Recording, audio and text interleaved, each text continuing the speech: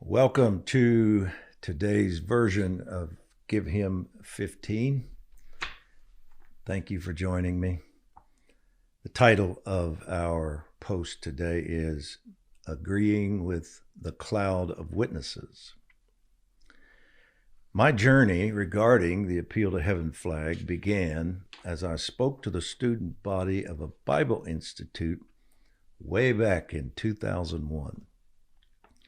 I was concerned that it was not walking in the fullness of what its founder, Gordon Lindsay, had established. To be clear, it was not an issue of sin. The school was not in an apostate state. Say that fast. The Institute was full of good administrators, facility, and students who loved Jesus.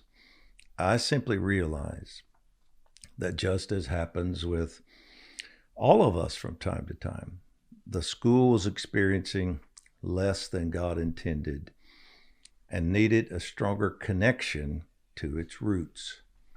In response to this burden, I chose to replace one of my teaching sessions with a prayer meeting.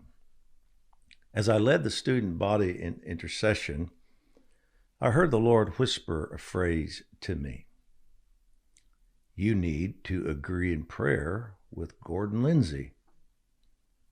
That startled me. Lindsay had died nearly 30 years earlier. Lord, I said, is that really you speaking? He isn't here. He's in heaven. In retrospect, it's comical to try and explain something to the Lord, but I felt I needed to state the obvious. He's dead, Lord, I reiterated. The response was simple. Well, his prayers are not dead. That really impacted me. If you had asked if I believed Gordon Lindsay's prayers had died with him, I would have said no. Yet I had never really given the concept any thought. Holy Spirit continued, until this generation comes into agreement with what he asked me to do, I can't answer his prayer. That greatly impacted me as I realized God hadn't said, I won't. He had clearly said, without this generation's agreement with Lindsay, I can't answer his prayers and do what I promised him. I began to ponder Hebrews 11, remembering the heroes of faith listed there, along with some of their amazing exploits. Interestingly, however, the passage is also clear that some of those faith heroes did not see the fulfillment of their promises. This has always seemed somewhat contradictory to me. When God searched history to accent greater lives of faith, he chose to list some that did not receive the fulfillment of their God-given promises. These people went to the grave with unrealized promises from God, yet they had truly believed, even making it into the great hall of faith. Clearly, they weren't deficient in their walk of faith. Why then did they die without seeing the promises fulfilled? The last two verses of Hebrews 11 give us the amazing answer. They did not receive the fulfillment of their promises because God would not allow them to be complete without us. That is incredible.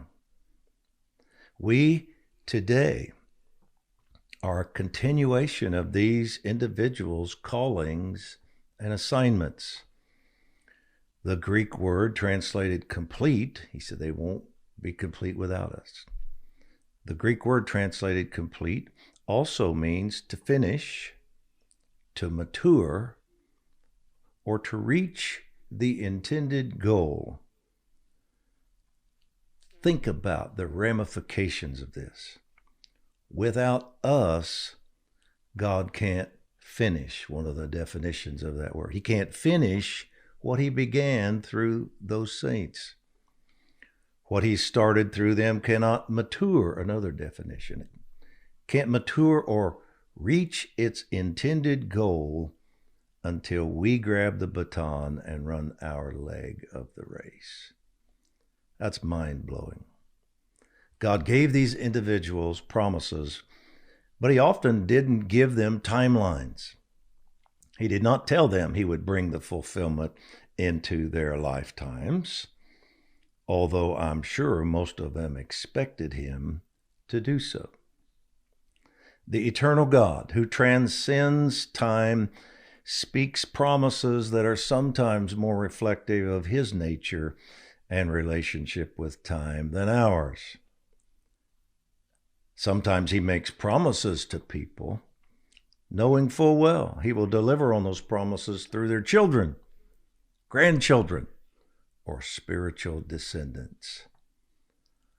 I wonder what I may be finishing for some pastor or teacher from a few decades ago, or perhaps even for some flag-waving patriot warrior. The generations are far more interconnected than most of us realize.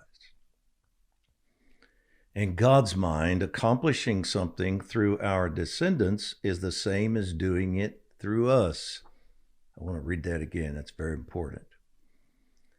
In God's mind, accomplishing something through our descendants is the same as doing it through us. Our comparatively short-sighted approach assumes every promise he makes will take place momentarily, or at the very least before we die. Meanwhile, God feels no pressure and understands that if he fulfills his promises through our offspring, natural or spiritual, the accomplishments were for us as well as for them. Conversely, the opposite is also true. The actions and accomplishments of individuals in former generations are sometimes credited to those who follow. This is profound to me as well. And Hebrews 7:9 states that the descendants of Levi paid tithes through their great-great-grandfather Abraham. In other words, Abraham paid tithes, and yet his descendants were credited as doing so. I wonder what blessing we're experiencing today that someone else paid for. There is an aspect of our spiritual walk that stretches beyond the boundaries of our window on earth. We can connect spiritually with past events before, things that happened before, and we can affect future happenings through our actions today.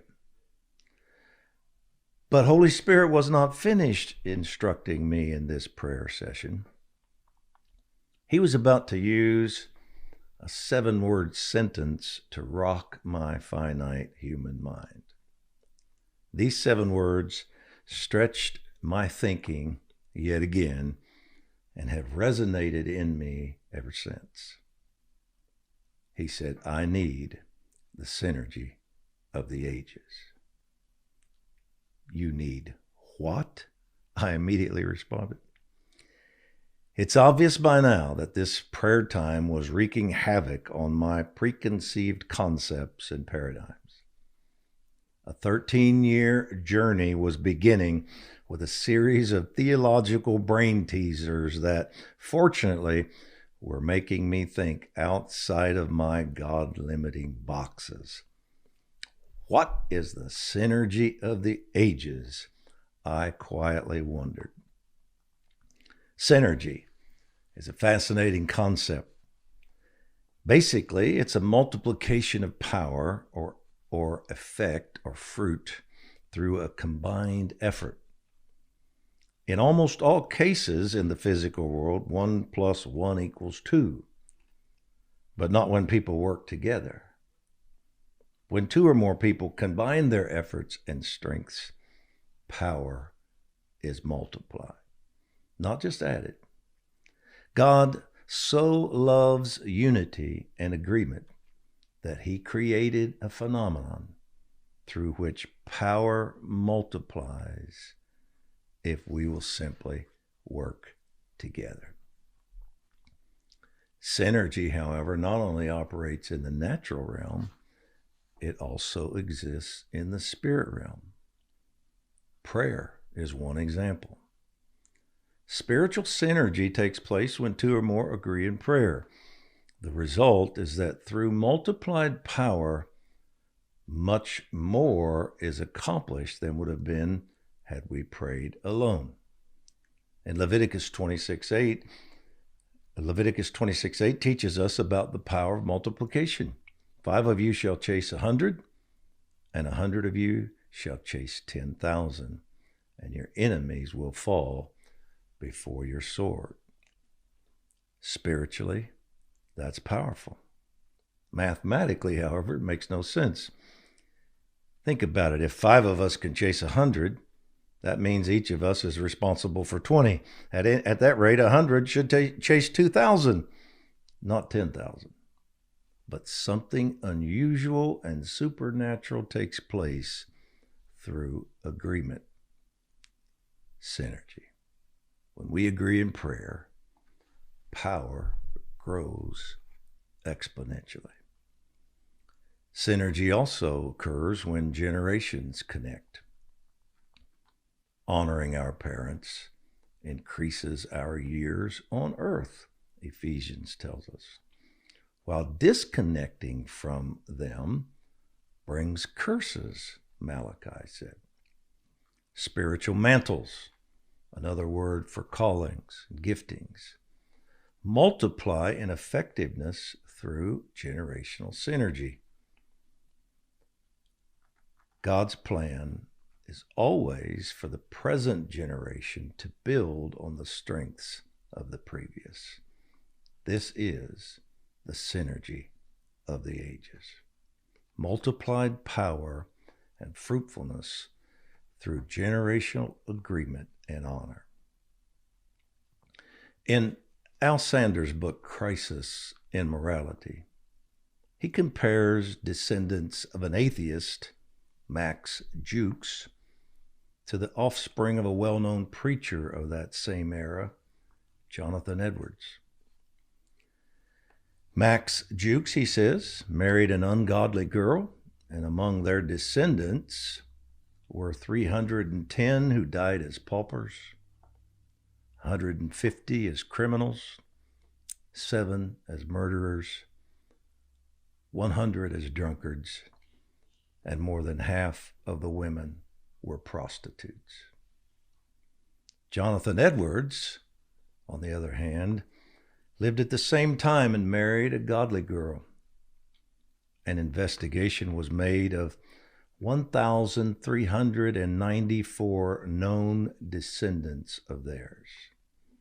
Of these descendants, 13 became college presidents, 65 college professors, 3 United States senators, 30 judges, 100 lawyers, 60 physicians, 75 Army and Navy officers, 100 preachers and missionaries, 60 authors of prominence, 1 vice president of the United States, 80 became public officials, and 295 college graduates, among whom were governors of states and ministers to foreign countries.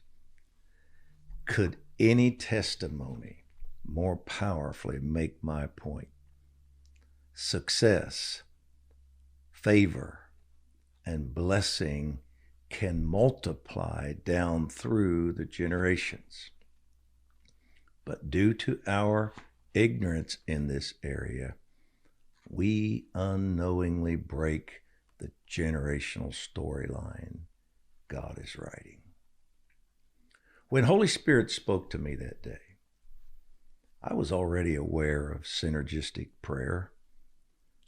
I knew I could agree in prayer with the person next to me, and power would be multiplied.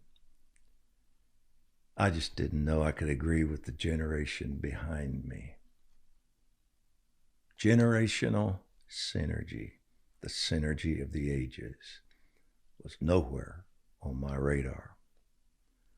Once God had awakened me to this principle, he was not about to stop with a Bible Institute. Before he was finished, Holy Spirit would challenge me to reach back to our nation's founders, agreeing with what he had birthed through them.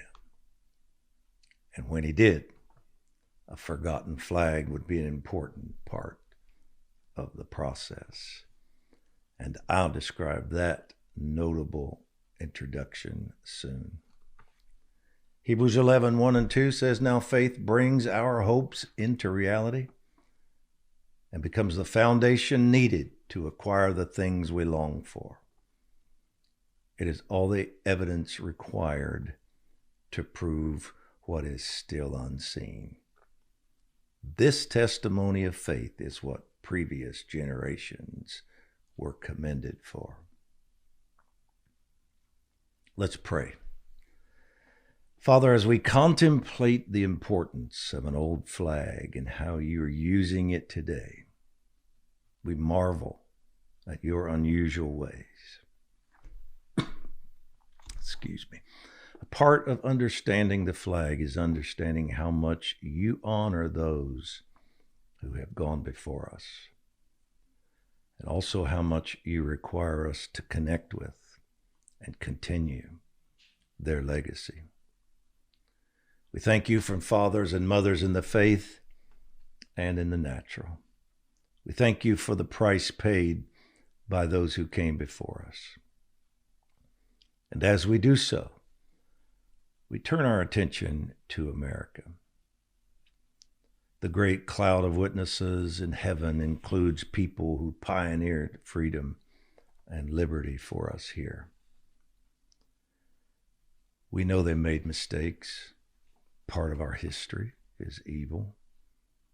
But we also know this can be cleansed by the blood of Jesus, and believe much of it has been. And as we now look forward, we ask you for revelation of this incredible concept you called the synergy of the ages. As we embrace and honor those who have gone before us, we ask for a multiplying of your power today. Let that translate into the fullness of your purpose for America, being an incredibly powerful voice of the gospel of the kingdom to the ends of the earth. And we boldly declare that no effort of darkness will stop this. America will fully turn back to you, and you will accomplish through her all that you intended in this hour. We pray and declare these things in the mighty name of Jesus. Amen. And our decree today is, we decree that the synergy of the ages is producing powerful and wonderful fruit in America today. Thank you for joining me. God bless you, and I'll see you tomorrow.